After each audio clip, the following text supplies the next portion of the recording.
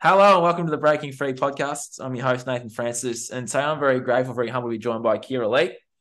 I was guided to Kiera Lea's work through a friend of mine that sent me her Instagram, and I was like blown away that a 25-year-old has like completely transformed their life, awoken to some very powerful truths, and is a very powerful woman herself. And she's only 25, and I was very, very, very impressed. Sent her an email probably about a week or two ago, and yeah, I'm glad she's not too far away from where I live now, so it's good. And I'm glad she's here. She has a lot of stuff to talk about, so I'm just going to hand it straight over to Kiera. Welcome to my podcast today, Kiera. We've just had a chat for the last hour talking about some really out there stuff, but yeah, I'm very grateful you're here, and I'm looking forward to this chat today. So welcome. Yeah, thanks for having me on. I'm looking forward to it as well. And we'll cover lots of interesting topics. Yeah, we are. And let's just get straight to the point here. So you're 25. So how did you, I guess, awaken to what's really going on this planet right now? Like what sort of started you off on your journey towards where you are now, actually? Yeah, well, there's a lot that goes into that. Well, basically, I was kind of always pretty awake to events. My mom was very awake. She was always very alternative in healing modalities and things like that, cooked a lot of our own food, lived in rural Southeast Queensland, so very connected to the earth. And I think that helped a lot, regardless of what I've learned now. I think that just being connected to the earth and, wearing no shoes, being very healthy, and then just like being away from technology as well. Like I didn't have a phone until I was 16 and a half. So Oh, things yeah. like that definitely helped me. Yeah, I didn't. I remember actually I wanted my first phone and my mom said, okay, well, we'll grow halves in it and that can be a Christmas present. And so that was really exciting for me. But I think that helped because I was kind of kept away from a lot of the indoctrination that others received by living in town and being exposed to just subliminal messaging through just every facet of life pretty well. But basically, yeah, I went to a small school. I think I had 20 children there. And then we moved into town when I was in my teenage years because like us kids were old enough, mom could go back to work now. And so I started eating a lot more takeaway. I was living in town. I was drinking fluorinated water for the first time at, 14 years old, what I never had before. And so lo and behold, I started getting sick. I started getting migraines and really bad back pain. And I just didn't know why. And so my mom took me to the GP and he said, oh, it's time to go on birth control because your hormones are imbalanced. And Oh, no. yeah. Didn't ask anything about my sleep or any prior health No, information. I Just never do. just decided that I was to go on birth control. And so intuitively, we filled the script, but intuitively, I just didn't take it. I just knew that it just wasn't the right thing. I just didn't feel like the right answer for me. And for whatever reason, I just never took it, which I'm very grateful for. Um, but yeah, so I just lived my life with these headaches and this back pain. And I thought that was completely normal. And I think that most people think that is normal because they've always suffered like that. They've always had these health concerns that it becomes the 100%. new normal. But because I had lived in a time and in a place where that wasn't normal and I never experienced that, for me, it was like, oh, wow, this is illness. Like I'm not well. Yeah. And so people might call me a hypochondriac now. Looking back, I call myself a hypochondriac a little bit. But anyway, so that happened. And then I graduated high school and my dad had just passed away as well. And I was a bit unsure of what I wanted to study, but because of my dad's passing, I really wanted to study men's mental health. And so I went on and did a Bachelor of Psychological Science, which was really rewarding. I've learned a lot of skills through that I still use today in my practice now. So no regrets there. But I realized very quickly that talk therapy just wasn't addressing the root cause and it often made things very worse. And so I didn't want to become a registered psychologist. I was looking for another degree to enroll in. And then I tried out nutrition. The veganism was being pushed really big then, and I could just see the agenda that was being fed down the education system. And Mm-hmm. I thought to myself, well, what am I going to do then? What am I going to be? What's a job that's very well paying, it's consistent, and I will never be out of work. And if I can, I would love to help people as well. And so I decided to become a registered nurse, and I enrolled, and I absolutely loved it. I thought it was great. I loved the hands-on clinical experience. It was so fun. I truly felt very satisfied and very happy with the career I had chosen.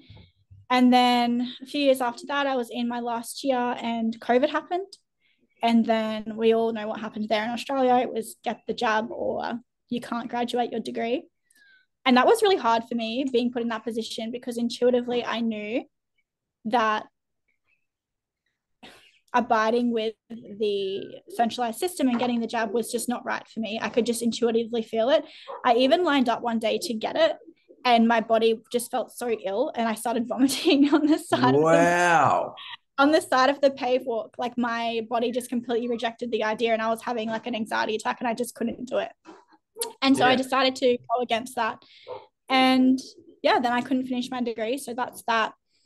Around this time, I was just moved to Brisbane. So I'd always lived on the Sunshine Coast, always at the beach, always around natural light. And then I got a scholarship at QUT to finish my degree. So I moved there, and I was actually working at the university as well with first year students. And I started getting really, really sick. And so I went from being quite healthy to then having headaches and back pain my whole life up until the age of 21, 22. And then I started getting this vertigo, this fatigue, a constant feeling of dehydration, muscle pain, brain fog. So I'm someone who's thankfully always been very gifted academically. I've always done really well, had kind of a picture perfect memory in a sense. And then when my health declined this much and my grades started to drop as a result of the brain fog and the vertigo and just the ill health in general, poor memory, it really affected my mental health as well, because I was kind of using my grades to validate my own self-worth, I guess, in a way. And now I know differently. But so, my physical health and my mental health were just suffering really, really badly.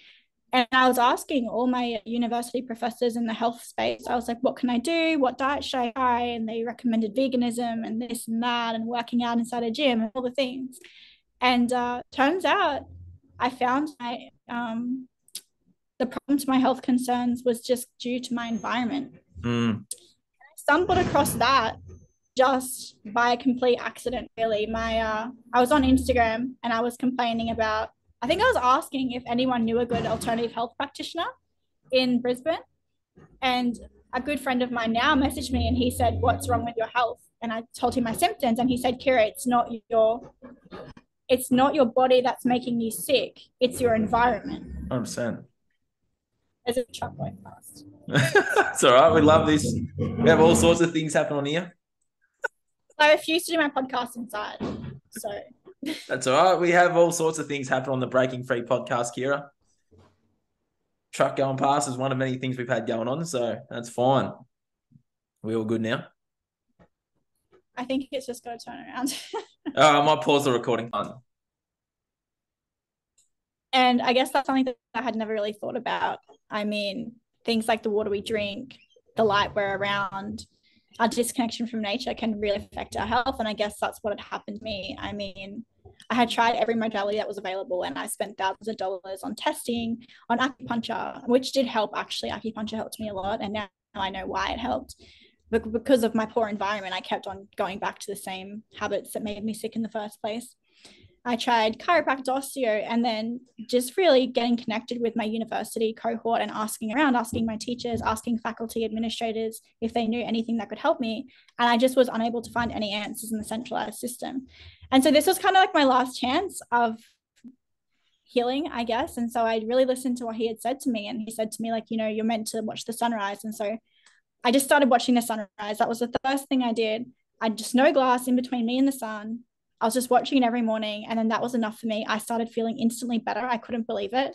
Like, I went from having crippling anxiety and being so fatigued and had so much muscle pain that I couldn't even cook myself a meal. I would wake up and cry because I was just in so much pain. It felt like all life had literally been drained from my body, and it was horrible. You ask anyone that knew me at that time, it was really sad. And that was enough for me. And so I had finished up at university because I hadn't complied with the mandates. And then I had found, this healing modality that had worked so quickly for me as well. I definitely wasn't healed completely, but it was definitely, a 25% improvement pretty much overnight, which was just insane to think about. No medication, that literally watching sunrise can make you feel so good. And so I packed up all my stuff and I moved back to rural Queensland, and I became a decentralized student of quantum biology and circadian biology. Wow, that is unreal. Yeah. Pretty awesome. A lot of things to unpack there. Like, for those out there, getting the sunlight's so good for you, especially when it's sunrise or sunset. Like, yeah, big advocate for that. And there's a lot of ripping ones where I'm living now. It's pretty cool. Where we both are, really. It's really awesome up here. Just in terms of your story though, like, yeah, you were going around asking all these people for advice. Well, that's the system. It's like they don't really know anything that's like alternative, because everything alternatives is deemed woo-woo or conspiratorial and whatever. So really really awesome that friend of yours reached out. But obviously when you started going through this journey, I know for me, I lost some friends, especially around the mandate stuff too. But like when you start awakening to different things, did you find like your friendship circle changed too? Yes and no. I think it definitely changed for the better. But at the start, I guess there was a lot of controversy around the mandates. You know, a lot of family members were like so confused that I was so close. You know, I had plans to buy a house and I had plans to move and do all these things after I graduated, and I had a really good job lined up. And then when they heard that I had decided not to comply, even though 4 months from then I was due to, you know, reach all my goals, they were just very confused. Because I guess that's that mindset that we've been taught to hold on to so strongly, is that you go to school, you go to university, you get a good job, you buy a car, you get in all this debt, you buy a house, you get a job promotion, and you get a better car and a better house, and that's the way you live your life. That's the program, yeah. Exactly.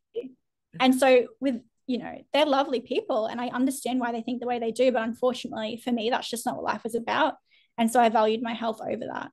And so the people that I attracted into my life through changing my mindset as well, because being a nurse, I was very much aligned with pharmaceuticals. Even though some of them didn't sit right with me, I still kind of received that traditional training that this is what you do to heal somebody. And so my mindset, you know, not long beforehand was completely different. And so now that my mindset had changed, I was attracting all these new people with similar mindsets into my reality. So sometimes you have to let go to old connections for better ones to come along. 100%. That's absolutely well said. I love how you're talking about like what you're attracting in. It's almost like an energy vibrational thing, isn't it? Like as soon as you start lifting that up, you start attracting people into your life that are like-minded. It's like I talk about this all the time with like my own podcast when I do my solo ones, videos and stuff. I'm saying it all in like different ways. Love how you just said it's like you attract in a certain frequency of people, and then once you start working on yourself, basically, you can attract in people that are like-minded, and a lot of people our age in society right now, Kiera, are very lonely. Mm-hmm. Very lonely, especially if they're awake too. We're all disconnected and we're all lost. And I mean, when I was young as well, I was kind of had this mindset of, why am I attracting shitty boyfriends? Why am I attracting all this stuff into my life? Here we go. And then I realized that it's because I needed to learn a lesson from that. Or I too was resonating on that frequency. That's why I was attracting that circumstance or that person into my life. And so our environment is truly a mirror of ourselves. And so this goes for mental and physical health. You can say, you know, if you're in an environment that's extremely disconnected from nature, that, you know, you're living on the 19th story of a Brisbane apartment, you're surrounded by non-native EMFs, Earth's non-natural frequency, you're drinking fluorinated chemical-filled water that doesn't come from Mother Nature's streams, you're doing all these things, you're around artificial lighting, this artificial environment is going to make you sick, and it's going to affect your frequency. And then also the people you're around, they also, you know, send signals to our body. You can actually look at the people we're around and say, okay, why are these people in my life? Why am I attracting them in? And more often than not, we love to blame everyone else. But sometimes we really do need to look in the mirror and be like, okay, this environment is a reflection of myself and things that I need to learn, or it's acting as a mirror and it's highlighting aspects of myself that I need to work on. 100%. And then once you shift through that, it's unbelievable and unimaginable things you can attract into your life. And so the further you rise, the more your reality rises. And yeah, environment as a mirror. That's just everyone right now can pause this and they can grab a piece of paper and write down all the people that are in their lives and usually see a common theme. And that's maybe something that you need to work on or you need to acknowledge in yourself. I mean, it's not always about getting rid of the darkness. Everyone is light and dark. Everyone is everything. But when you acknowledge that you have something, then you have the power to change your actions and change what you actually put out into the universe. Wow. I'm speechless. Sorry, that was an unexpected, but all right. 25 years old. and has that like wisdom and stuff. That is incredible. Like you actually helped me with that advice rang home to me. So yeah, it's because of what I went through in my journey as well. Yeah, I was really powerful advice there. I reckon that could be like a video we have to make up, I reckon. Just I call what you're saying is spot on, but I say like the universe is a mirror, it mirrors us back to our reality. So it's sort of similar anyway. Mhm. But it's like that's the most brutal truth one can learn, though, isn't it? That this is like all on you.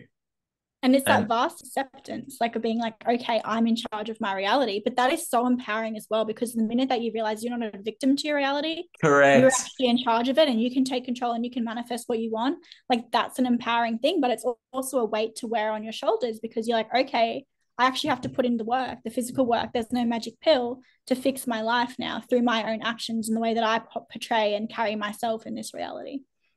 100%. The way you show up, Yep. Mm-hmm. Well said. Um, did did all how I'm trying to work out this question here. It's a really good one. How did all this start for you? Like what forced you to go within? Because for me, I learn all the truths of the world first, learn all of them, and then it's like, well, what are the truths that exist within me? Mm-hmm. Like, how did that happen for you? Because obviously that is like so knowledgeable and so much wisdom there. So how did you unpack basically your shit to be like, well, this is what, like, how did that journey of unpacking your shit start? Yeah, that's a really good question. Yeah, I thought so. I know why it did. And I'm very, very grateful that this happened. But in life, we often think that things happen to us, but really they're happening for Oh, us. well said.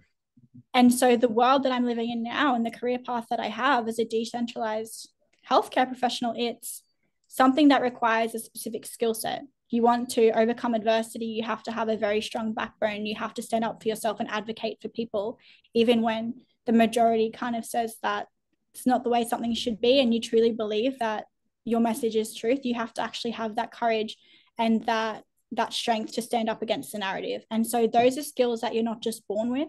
That's something you have to develop through life. Yeah. Mm. And I think for me, I grew up in a family that was not very well off financially. And my dad also suffered with mental health issues. And so I'm not going to say trigger warning because I don't believe in that. I think it actually makes things worse, that saying. But on the day that I graduated high school, my dad actually took his own life. And so for me, that really made me realize that you really have to look within because you don't want to go your whole life ignoring things, ignoring your own actions, just to one day come to the realization that you have actually created this reality of yourself and created this reality that you're not in alignment with and that you don't want. So much so that you don't want to live in it anymore.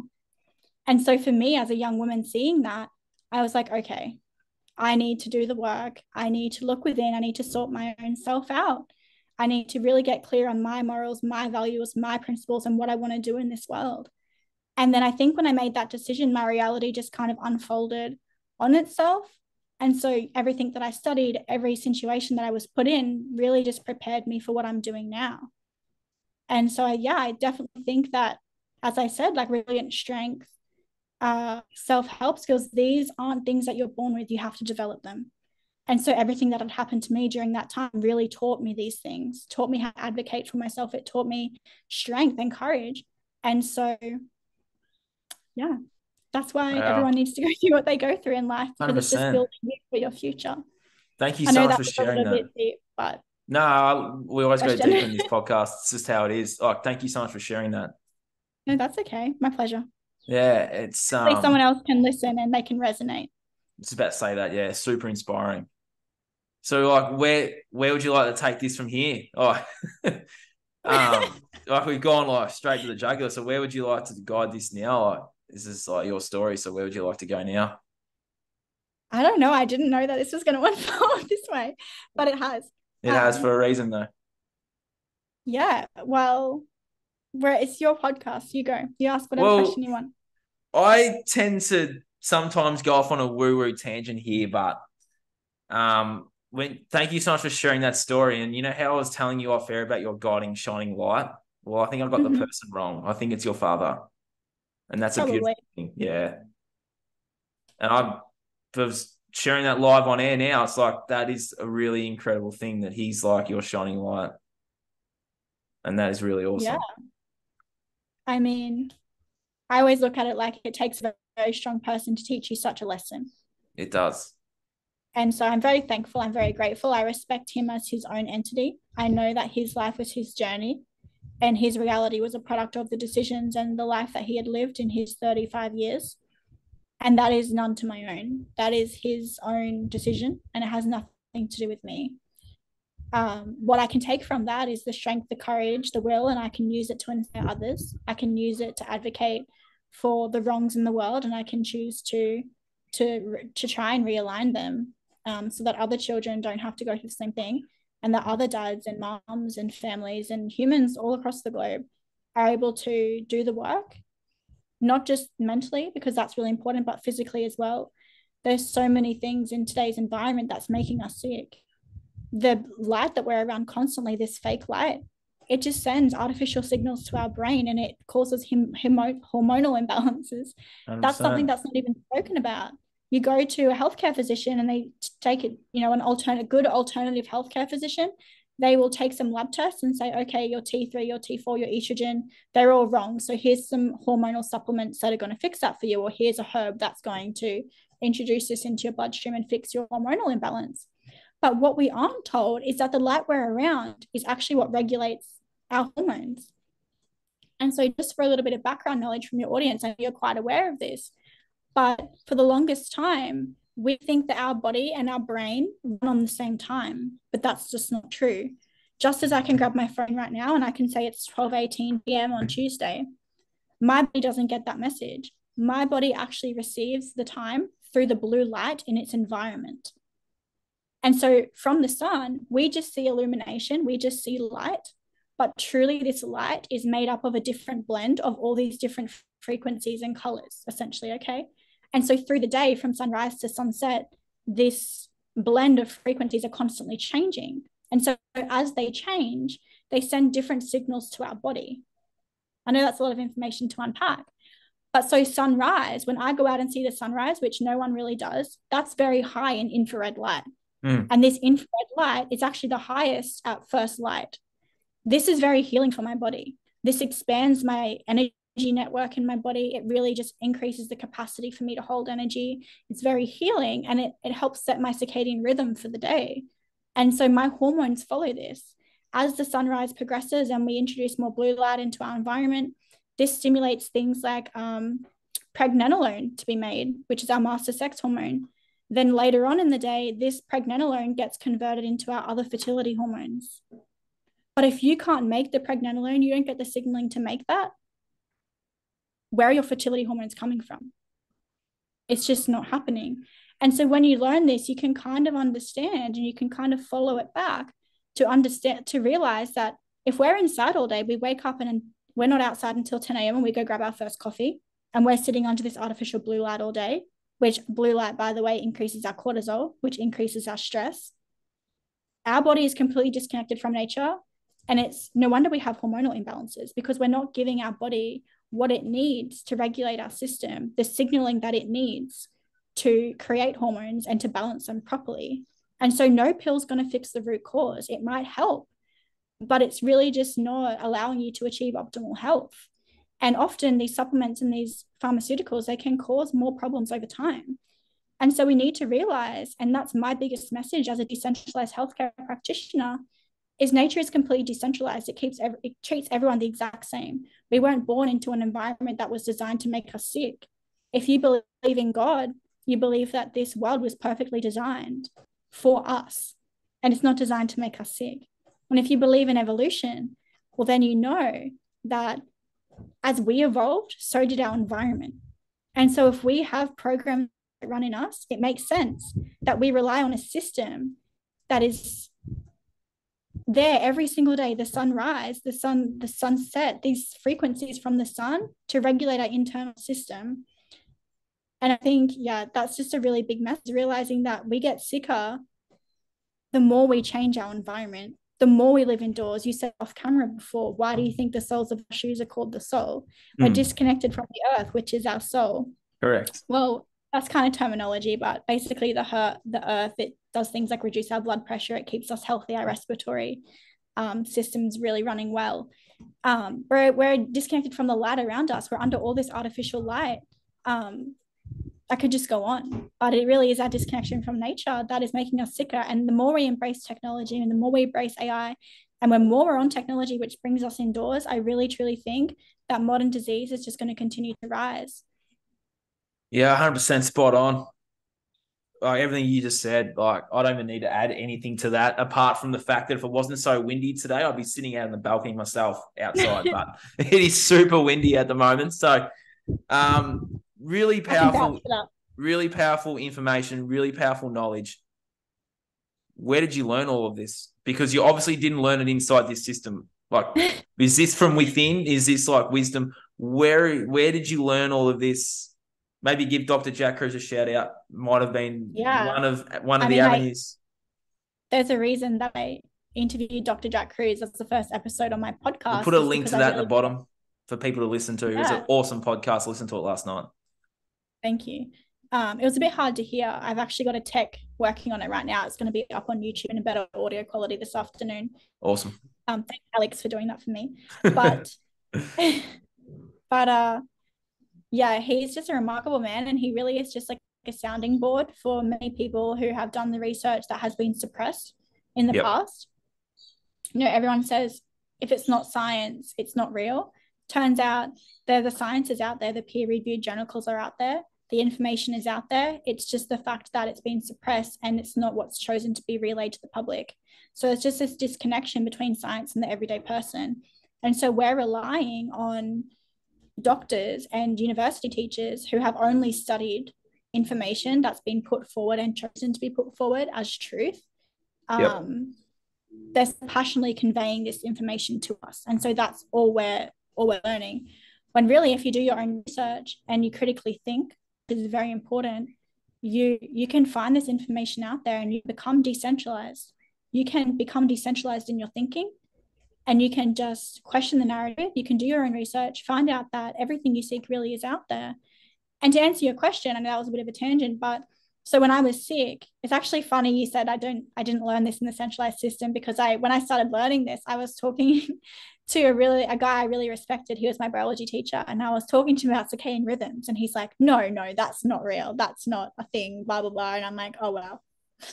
Wow. And it's sad to realize, you know, and like he could only take me so far in my education. And so I needed to outsource that for myself. But the person who introduced me to quantum biology was Dr. Corey Garnvizi. Thankful so much for that message. But he kind of didn't really introduce me to Dr. Jack Kruse or any of the researchers in the field. I kind of had to, and that's what a good mentor does, I guess. They're like, okay, you need to critically think, you need to go and work out how to source this information on your own, because that's the whole problem, is we're relying as medical students, as individuals, on one person or one system for all of that information. But what if that system's intent wasn't to give you all the information, or they unknowingly would give you the wrong information? Well, then that's really bad. You're up the creek without a paddle, as we say in Australia. So yeah, you need to get your information from multiple sources. And so I started studying, and I think about 6 months later, I found Dr. Jack Kruse. He has a Patreon as well for anyone who wants to learn more. I'm sure we can link it in this 100%. I started, so when I left university, well, I got kicked out of university for not getting the jab.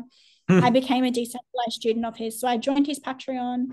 I bought the books. I bought Going Somewhere by Dr. Andrew Marino, The Fourth Phase of Water by Gerald Pollack, Health and Light, all these books. And I was just studying them. I was writing notes. I was listening to podcasts, interviews. I was looking at journal articles that I couldn't even understand at the time. I was breaking them down, listening to the Patreon blogs. And so that was 2.5 to 3 years of decentralized study that I did to understand how this truly works, because I didn't want to give misinformation either. Like, I didn't want to just listen to these podcasts and these interviews and be like, yep, I'm just going to take that as fact now, and I'm going to relay this information to my audience.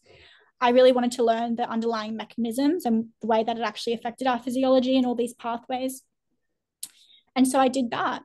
And yeah, that's how I learned.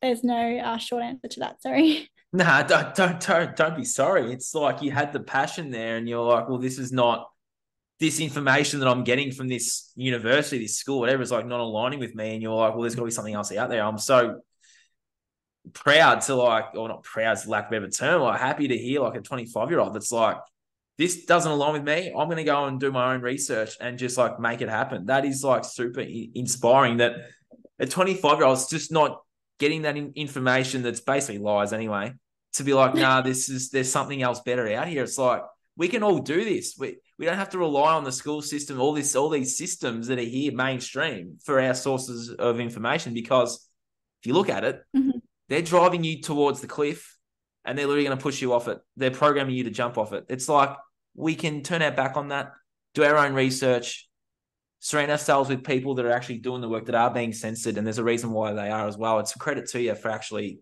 going away and just learning, like actual learning though, about how our bodies really work and all this stuff. It's really, really inspiring. Thank Thank you for you. sharing all of It's that. it's definitely hard. I mean, when I first started, it was very hard. You had to constantly remind yourself that you're Yeah. not crazy and you're on the right track. And then when you start to pinpoint things together, you start to look at things a different way. I mean, I opened up my biology textbooks. Mind you, I studied harder, way more. I had more motivation to study than I ever did in university. When you Yeah, when right. you resonate with a message that is so true, it just creates like this motivation in you, and you want to study it because it's truth and you feel the importance of it. It's just, I hope everyone gets to experience a passion like that in their life, because for me, it was the first time ever. And I was just, yeah, so lucky. Wow. But anyways, I went back after learning some of these things. About the mitochondria producing infrared light. For so long, we're taught that the mitochondria's job is just to produce ATP, and ATP is the energy source of our body. But Mm. turns out ATP is just a byproduct which we utilize.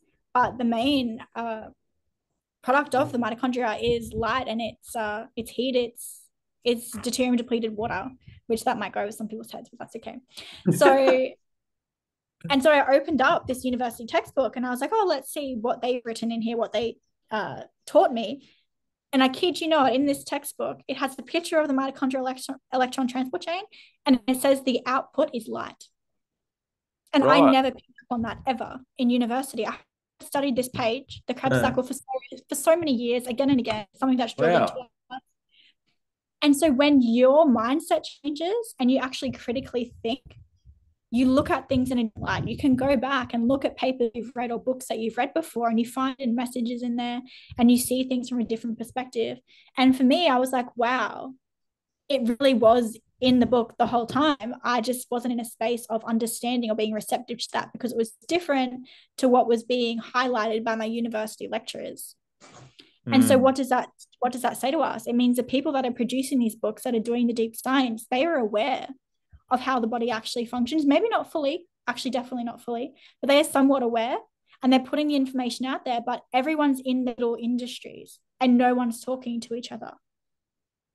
So they're not talking to the university lecturers. The university lecturers are just deciding how they want it to reach the curriculum that's been given to them. And so they're teaching like that, which isn't what's in the book. It's just whatever they were taught. And Mm. so there's just this big disconnection in the information flow. And yeah, it's the same thing like the pharmaceutical companies. So peer-reviewed journal articles, which is where everyone gets their information from, they're these randomized control trials or whatever that are being done, and then they get recreated, and then their data gets published in a journal article, that gets published in a medical article, and then that's a reputable source. So if you've ever heard someone say, can I please have a source for information? Mm. They're talking about one of these articles, okay? And so who funds these studies, okay? Because you might have 50, you might have 10, 5 people working on these articles, and that's their full-time job, is to research this. And who pays for that? Pharmaceutical companies pay for that. Mm-hmm. And so why do you think they're doing this research? It's because they want to use it to create a new drug. They want to find a problem, and then they want to create a drug for it to fix it, okay? Mm-hmm. And so pharmaceutical industries fund this. And so do you think they're going to fund a study that says, oh, grounding actually reduces your blood pressure better than, what's the word I'm thinking of?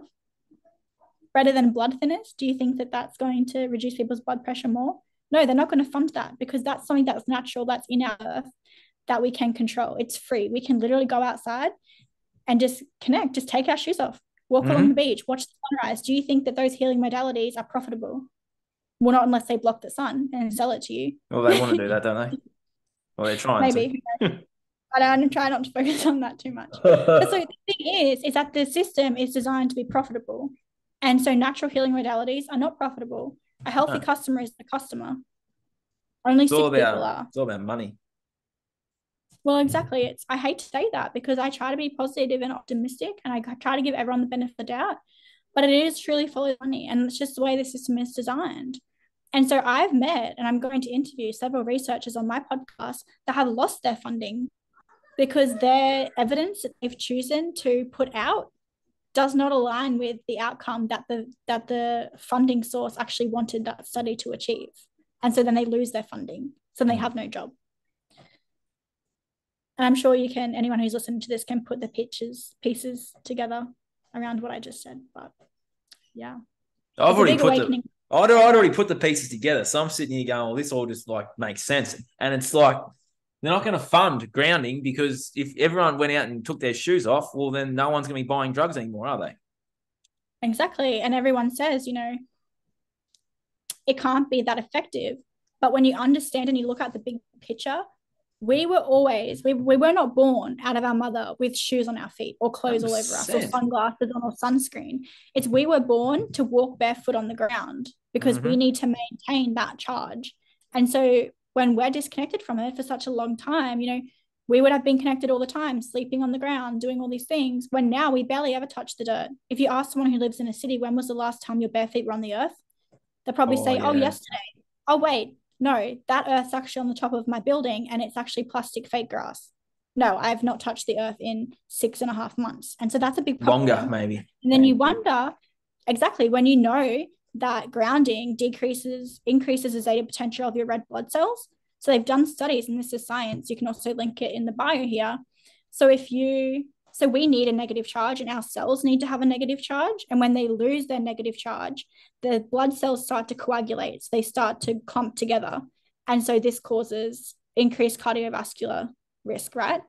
But when you are connected to the earth, which has a negative charge, this negative charge increases your own negative charge and it increases the zeta potential, which is actually just the ability for your red blood cells to like push each other away. Negative repels negative. And that's what happens is this zeta potential increases and then all your blood's flowing smoothly. You don't have coagulated blood. You don't have blood clots. And they saw a 35% increase in zeta potential from just 2 hours of grounding. So imagine if we were connected 24/7 every week, every day. Like we used to be. Exactly. We would see such a dramatic decrease in cardiovascular events. There's lots of 100%. Other reasons why that's increasing, but this is just a good strategy and it's an alternative to taking blood pressure medication. 100%. But people are so programmed to be like their doctors, like the greatest healer of all time. Like people have a love affair with their doctor. This great respect thing. It's like, well, they're giving you stuff that's putting and in you my down. opinion, exactly, you need to question. The thing is, if you don't want to critically think and you don't want to take this path, well, then that's fine because you're in charge of your own life and you can live that life. But just know that there is alternative views out there just waiting for you to explore it. I mean, everyone has the right to live their own reality the way that they want to. 100%. But if you want to follow that narrative, just know that it's not optimal and it's not going to achieve optimal health. For me, pharmaceuticals allow people to live longer, living an indoor lifestyle. So if you want to live an indoor lifestyle, you want to be on your phone, you don't want to watch the sunrise, you want to stay busy in this modern world, well, that's fine. But just know that when you get sick, because you will, unfortunately, at one way or another, one stage or another, the pharmaceuticals are going to be your option, okay? Because you're not going to have the time to invest in your health. You're going to be too busy. And so that's they're the really system. useful for people. Yeah, they're really useful for people who want to live a blue light indoor life. But if you want to live a natural life out in nature, just know that nature is your medicine and connecting back 100%. can fix your health. And I mean, that's the way the world's designed, isn't it? It's like, as I said off camera, it's like you go to school, then it's like before you even graduate, it's like, okay, what university are you going to go to? Then you go to university and you're so busy at university, or you're so busy at med school. and then you graduate and you get a good job, and then you have an internship and you buy a house, and then you have debt, so you have to work all the time, and then you have a family and you need even more money. And so that's the way the system goes. And you're so busy that you don't even look left or right. You're just so focused on the present and just those materialistic needs and that materialistic reality of meeting your everyday needs. Spot And on. so you don't have the energy or the brain capacity to look into health, to look No. into critically think about the system or the reality you're brought into, because from the time you're born, you're being told this is the way the world works. And so why would you question anything? You wouldn't. That's the system. And then people get sick and they want this magical sort of pill to fix them, and the pill's not going to fix them. It's like we're so programmed to not go within and do the hard work on ourselves to heal ourselves. We can all do this stuff. We're not sitting here on our pedestals saying, oh, we're two of these wonderful beings doing this awesome work. It's like, no, like it's actually really hard. taken a really long time to get to where we are now. It has for you too. It's like, yeah, we've turned our back on the system. Yeah, absolutely. But it's like we've gone with the patience, the resilience, and the discipline to be like, well, this is going to take time. There's no magic cure. There's no magic fix. It's just going to take time. And people don't. And that's the system, Kiera. People don't have time to be like, okay, I need 12 months, 2 years to go on a healing journey, learn what exists within me. Stop taking the medication. Stop drinking alcohol. Stop smoking vape. Stop doing all these things. Yeah, and take back control of their health. They don't want to do that. I used to feel sorry for people and just say they don't have the time, but like everyone has the time. Like 100%. I'm sorry, I've had to get really stern with this, and it's come from working with clients and making them understand the time that they really do have. Yeah. Like, while my peers were up on Saturday night drinking and going out, I was in my office studying with my blue light glasses on, of course. While everyone else is watching Netflix at nighttime, I'm replying to clients. I'm organizing things. I'm organizing podcasts. Like, everyone has the time. It's just what do you prioritize? Yes. And turns out when you live a blue light life, that ruins your ability to create dopamine in your own body. So Correct. What does that mean? What does that tell you? Well, it means you're going to have more of an addictive personality. It means you're going to enjoy things like Netflix more. It means your emotions are going to be all over the place. It means it lowers men's testosterone, ruins women's hormone production and fertility. It does all of these things. And so the more you disconnect, you feel like you can't wake up at sunrise. You feel like you don't have the time. You don't have the motivation to even fix your health, because I think that's one of the biggest things as well, is actually restoring someone's hope that they actually can get healthier. Because lots of the time, after someone has been through the centralized system and even the decentralized alternative healthcare system, sometimes they're just as bad as each other. It's just testing, and then it's a pill for every ill, whether that's a pharmaceutical or a herb or a supplement. To me, they're just as bad as each other. And so it's restoring someone's hope. And it's like, well, how do you do that? Well, the more you get them away from this artificial lighting and you get them creating their own dopamine from real dopamine sources that come with being able to wake up at sunrise. Being awake at sunrise releases serotonin in your body. We're naturally addicted to watch the sunrise. That's the way God invented us. And so these little changes, they might be these little mini changes that you make over time. They all compound to have a really big non-linear outcome. And so if you don't know where to start, you feel like you don't have time, you're stuck in these limiting beliefs, these self-sabotaging ways, all you need to do is just watch the sunrise. All you need to do is just spend less 10 minutes on your phone. All you need to do is buy a pair of blue light blocking glasses and block that artificial light. And I promise you, after a month, you're going to be thinking a lot differently than what you are right now. And those little small changes you made, they're going to change your whole life. And then it's not, what can I do? It's like, how far can I go? How far can I take this? What else can I do? What else can I achieve? Holy shit, I can literally do way more than I ever thought possible. And that is a feeling I want everyone to experience, because as a young female, so many of our peers, they have so much potential and they are not aware of it. They're not aware of it at all. I know. And my heart hurts for them. So much potential in all of us. There is. And that's the thing, right? That's the school system. They don't have entrepreneurs coming in and being like, this is how you start your own business. This is how you buy and invest money. It's like, no, we'll just give you resume and cover letters to write, and you can build someone else's dream working in a system. That's the school system to its core. It's like, that's not what we're designed to do. We aren't designed to build someone else's dream. We're designed to build our own. And that's what it's fucking spot on. It's like that's Yeah, well, that's the system to its core. We're all building someone else's dream, not building our own. And that's what we're trained in the school system to do, isn't it? Yeah, exactly. And you might not know where to go, but just having that intention of I want something different, letting Yep, go of 100%. that inner feeling. And I'm talking about that really deep rooted feeling. Like for me, Inner it was I child. really want to be a nurse.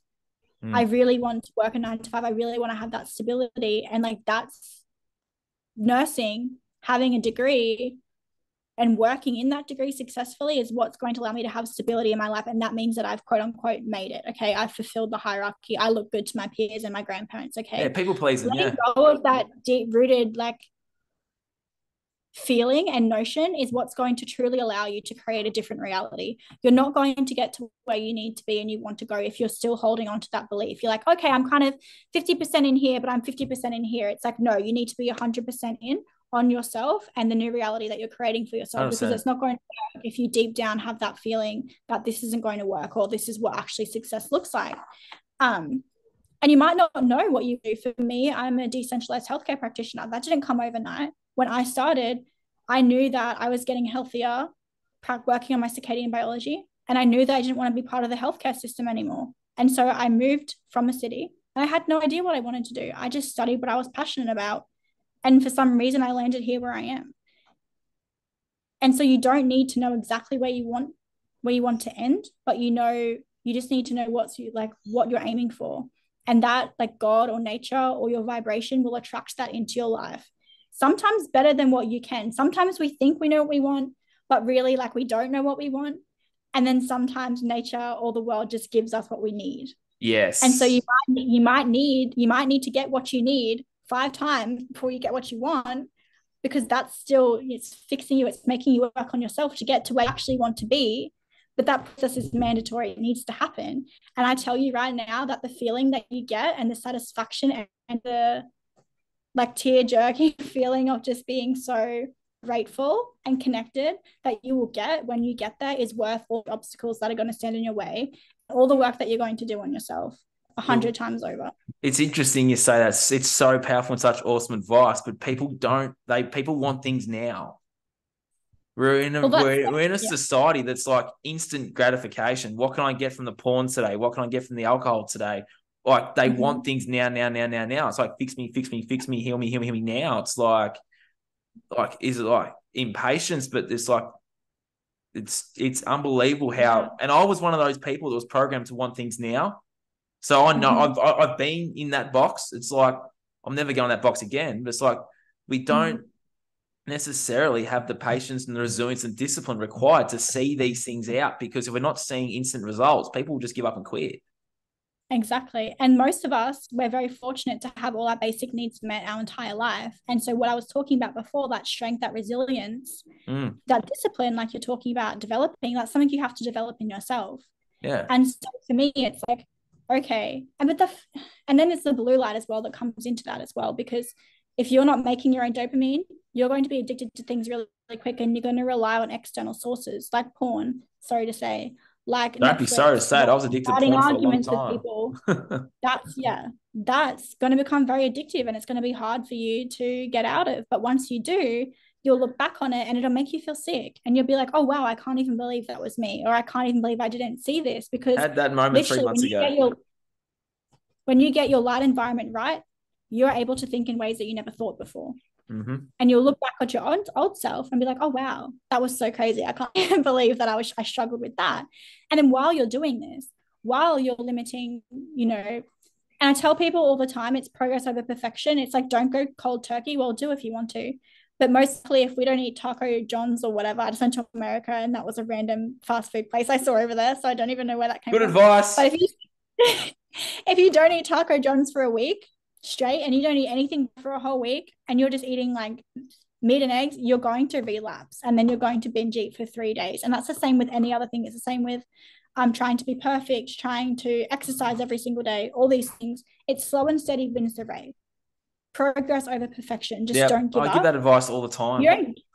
Don't give up for a year. Imagine where you'll be in a year. Yeah. That's crazy. And so as you're doing this, you're blocking the blue light. That's something really big about. You're working on developing these attributes, these morals within you. this self-discipline, like you just spoke about, that's building up this character. You're building your new character. You're stepping into this higher role, this higher vibration of yourself. And then other things will be a lot easier. Like you said, everyone's like, oh, I just want to feel good now. I want it now. But it's like, that's not a good place to be, because then nothing's of value to you. Your phone breaks, you're like, oh, whatever, I'll just get a new one. Your girlfriend, you cheat on your girlfriend, she breaks up with you. You're like, whatever, I'll just get a new one.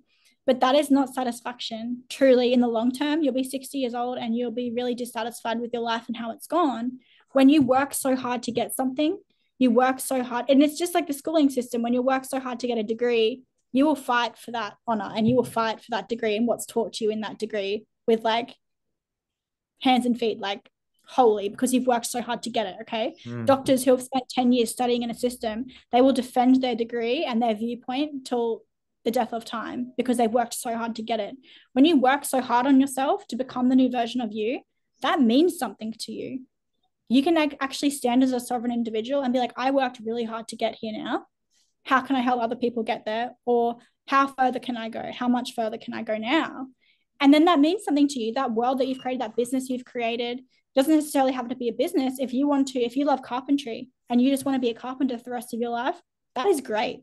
You know, we're sold this idea that we all have to be entrepreneurs, we all have to be these things, when at the end of the day, the world actually needs several different people to function optimally for us to all come together and function as a whole. And so you can be whatever you want, as long as it makes you happy and you're standing 100%. in integrity. That's really powerful, Kiera, for a 25-year-old to have that much wisdom come out of your mouth. That is super impressive. Sorry, I'm just kind of just on these little. I love it. I reckon it's great. We're going to break these up and post them on Instagram. I just wanted to say something too. Like, I had a mentor tell me during my stuff, like, you don't have to just be one thing, you be multiple things. Like that, hearing that changed my life. And I know I just put it in there, but it's like what you just said, you don't have to just be one thing.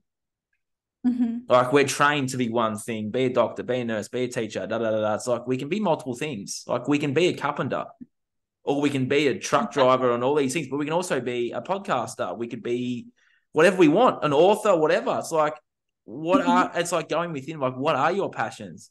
And quite often, all of those things, aren't you? Quite often, yeah, not a truck driver, but quite often, Kiera, I talk about it too, and I want to get your view on this. There's an inner child in there that had all these passions, that had all these things, but it was taken away.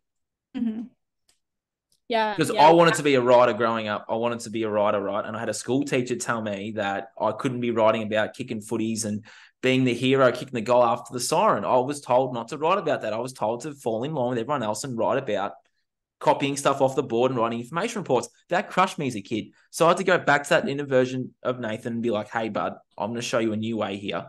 You can write. Your voice is worthy. Your work's worthy. You're worthy. Bang. I wrote my book in 6 weeks. Like, how's that inner child stuff gone for you? Because honestly, healing my inner child has allowed me to tap into that creativity, tap into those ideas, and tap into those passions, which I've always had. I just shut them off because of what that teacher told me. How is this for you, the inner child stuff? Well, firstly, it's amazing to see that you've actually gone through that and now you're living out your childhood dreams. So congratulations. Thank you. I know there's a lot of work that goes into that, and I've listened to a bit of your story. So I just want to give you some acknowledgement there. I'm not sure if you would get it as a podcast host very often. Lots of tears shed, Kiera. Yeah, I can imagine. Yeah. Big journeys. Childhood stuff for me, I mean, for me, and everyone's different. I did lots of meditation, things like that, and then just letting come to me. You know, so many people, they set an intention for meditation. For me, that never felt right. It was kind of like just get into this state, and then whatever came through would just come through. Things. My brother does that, Kiera. Like, I'm sort of big on the whole setting intentions thing, but my brother's a lot like that. He's your age. He's 25. He's like, I don't want to set intentions. So he just does what you do. Yeah, he just goes with it. Yeah. Interesting. Yeah, for people who are new to meditation, unless they feel differently, it is really helpful to set an intention, I find. Yeah. Yep. For me as well, a lot of healing just comes subconsciously. Like, I'm not very conscious of it, but I know that things have shifted because then I feel different in myself. And so things like I think that I stored a lot of trauma in my body. So things like my fascia release really helped me.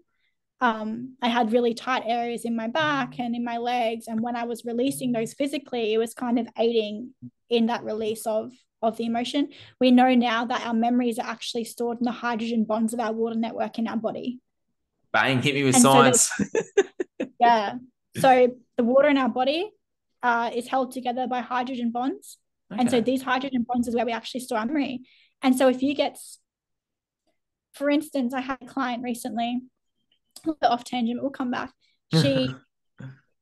She was very ill, and she also suffered with lower back pain. And we know that the lower back is like that sacral area, that sacral chakra area. And so for me, I was like, okay, thinking holistically, I'd never actually really practiced like this before. I'm very clinical in my approach to healing modalities. But for some reason, I just had this feeling to ask her about this certain aspect of her life. And then she kind of let me in on her childhood and some things that had happened. And that chakra definitely correlated to the type of trauma that she went through at a very young age. And so I didn't tell her why we were doing this, but I got her to start doing myofascial release around the area of her back where it was very tight and where that sacral chakra is. So now we've got this correlation between that chakra that is known for, whether you believe in it or not, I do. A specific type of trauma, right? We know that memory is held in the hydrogen bonds of our water network, right? So we've got memory potentially being that memory of that trauma that relates to that chakra being held in that hydrogen bonds around that area of her body, okay? And so now we're doing myofascial release and we're releasing that tension. What do you think happened to her when she was doing this? Transformed. Big emotional releases. And she expressed to me after, and I didn't tell her why we were doing the myofascial release or the connection between the chakra. She's very clinical, didn't really have much knowledge on alternative methods. She was having a relapse of memories that she had suppressed from her childhood that she couldn't remember. Wow, yeah. Regarding that trauma. And so via healing other people, you can kind of think of yourself as well and be like, oh, okay, maybe that happened to me. Not always, but sometimes. And so for me, that was just confirmation of something I'd been thinking of a long time. And it's like, okay, so stiffness in our fascia, in our water network, is actually blocked energy, right? That's what acupuncture works off, reinstating that energy through those meridians in that area. So that tightness is actually stored emotion, is stored memory in the hydrogen bond. So it's the dehydration of that area. So when you're doing myofascial release, you're releasing and you're rehydrating. So you're bringing in fresh water to a stagnant part of the body. And I've seen this now. This was a little while ago in other clients who they maybe started with left hip pain, and then they've had problems with their kidney, and then they have like chronic ear infections or whatever it may be. And I actually reached out to my friend and I bought this book of the meridians, and that like certain meridians will run through certain parts of the body. Like it might run through your left eye, your bottom lip, and I don't know, your left hip. And so I see all the time illnesses that have been for a long time. Like let's say you did have a problem with your left hip. If it's unresolved, it'll block energy from going through that meridian and then affect other areas of the body that are in relation to that meridian, if that makes sense. Wow. It's interesting, isn't it? Because people store all these things in their body. Like it's like the pain. Yeah, it's like you let that pain out, well, then you'll get that memory flashback come back. Because I know for me, I had some back pain too, and I went on a table and did like Bowen therapy and that sort of stuff as well. Like I had a really awesome mentor bring up some stuff. Yeah, I resonate with that because it's like when I was on that table, I had all those flashbacks come back too. And now when you start working on yourself though, and you don't get much pain anymore, I just get the flashbacks in like sleep state or in like a dream state, or I could just be going for a walk, working out, right? And I'll get those flashbacks back. And it's like, okay, shit. Because when I started doing this work and that too, like I had all the childhood stuff come up, and then it's like, well, I don't really have much pain anymore. I'm looking after myself. I had the flashbacks of like the women I used to hurt. So I was getting those flashbacks back, and I was like, "Oh, okay, this is where I need to go now to like." Yeah. Interesting, isn't it? A journey that you need to take. Yeah. For me, you can do emotional work and you can do all these healing modalities. You can do purely like talk therapy. For me, I found that the physical work, the physical movement of the water through my body definitely helps. So that's an option for people who have wanted to start working on themselves but don't really know where to start. I was if going you've to ask you that suffered question. some deep trauma, that's a way to work through it. I'm also a big believer in sometimes you just have to accept what's happened. And I know that's really hard. And I know that certain things should have never happened to you, but it did. And so sometimes we can work on ourselves, we're kind of in this toxic cycle. I feel like the centralized system pushes this constant working on yourself. You need to work on yourself. You're broken. But that mindset, I think, is extremely toxic. We're healed. And we need to sometimes working on yourself can get a little bit too much, and you need to just accept what's happened. Yes, you do need to work on yourself, and you do need to try different remedies, and you do need to find anything that works for you. But for me, it was like this deep acceptance of, okay, this has happened. What am I going to do about it now? Can I change it? Unfortunately, no, I can't. What can I learn from it? And what can I put in place so this doesn't happen to my future children? Or I can inspire other people to live life differently. So what can I do about it? And sometimes it really is just about going forward. Yeah. I mean, do you see that as like obviously acceptance, but do you see an element of forgiveness for yourself too? Yeah, exactly. It is forgiveness. It's like, well, I couldn't do anything, Yep. I was just a child. Yep. And so I just had to accept that. And you can think about these things over and over, like, what if, but it's what if. You will never, ever know. Exactly. And so you just have to accept your path is your path, and then focus on not wasting another day and really embracing the rest of your life to the fullest. That's all you can do. And I know that it's hard to accept that, but you need to get to that place at some point, or else you'll keep on just drugging it around for the rest of your life. And we shouldn't have to live our lives constantly doing intuitive healings, constantly doing bowing therapy, constantly doing all these physical remedies. It's like true, you can heal in an instant if you want to. It's just whenever you're ready. Whenever you're ready to let go. Yeah, 100% spot on. That's a really awesome way to probably finish that off. Yeah, whenever you're ready to let go. And I know for me, as soon as I was ready to let go, Pandora's box and the floodgates just opened up. So for me, I had a lot of tears and some stuff. Yeah, it's really, really, hopefully a lot of people feel inspired today to take some action after listening to you today. I knew this was going to be good, but this was super good. Thank you so much for coming on, Kiera. That was really, really awesome. Really insightful. If you got one piece of advice for someone that's our age, that's listening to this, that follows me or follows you, and is like super inspired, but is like not really sure what to do. Like there's so much to do. What would be your advice? My advice is buy a pair of blue light blockers and use them when you watch TV, when you're on your phone, when you're inside, and wear them. Not the clear ones. You need the yellow ones. Oh, she's having a go at my computer ones. I was waiting for this. Here we go. Yes, I'll get the blue light one. I've already got the blue light one, so you're recommending wear them instead of these. If you're watching on YouTube and Rumble, I've got computer glasses on, yeah. They're a little bit not cool, but the yellow blocks like 80, 90 something %, and then the clear ones only block 10%. So it's still that direct access to that blue light coming through, unfortunately. Oh, no, there's no lights on in here apart from my computer, so it's all good, yeah? I don't know about that. There's no lights on in here apart from the computer, and then I'll shut this down soon and I'll go outside. I can't give you a pass. I can't give you a pass. I'm sorry. I wish I could, but I wouldn't be helping you. Well, I've got the blue lights in there, so I'll just go and put them on anyway.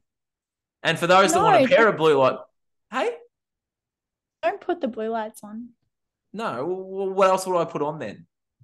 Nothing. Red lights or no lights. I've got the red lights. Good job. Yeah, the red ones. Yeah. So I put them on.